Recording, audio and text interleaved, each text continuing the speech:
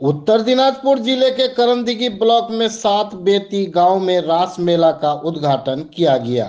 इस वर्ष 7 बेती गांव में 41वां रास मेला 4 दिनों तक चलेगा और इसमें हरिनाम कीर्तन के साथ अन्य सांस्कृतिक कार्यक्रम का आयोजन किया जाएगा।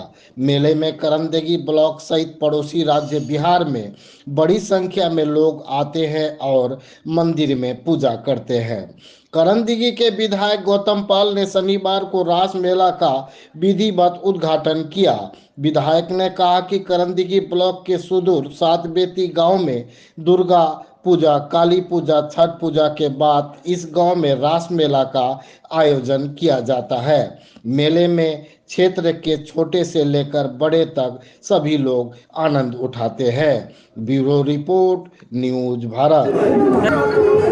आज के করণদিঘি ব্লকের লাউতরা ওয়ান অঞ্চলের সাতবেটি সংসদে প্রত্যেকবারের মতো এবারও রাস পূর্ণিমা উপলক্ষে যে সাতবেটি তরুণ সংঘের পরিচালনায় ব্যবস্থাপনায় এবার ৪১তম বর্ষে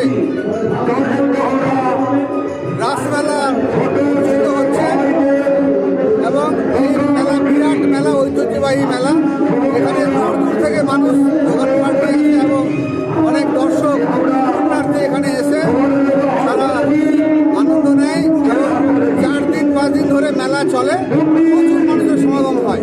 সেই জন্য এই রাস পূর্ণিমা উপলক্ষে এবং সাতবেটির তরুণ সংঘের পরিচালনায় যে রাস মেলা অনুষ্ঠিত হয়েছে, এই উপলক্ষে আমি এলাকার জনগণ তথা করণদিঘিবাসীকে জানাই অনেক অনেক আন্তরিক শুভেচ্ছা, বড়দের প্রণাম এবং ঠাকুরের প্রণাম আমি জানাচ্ছি।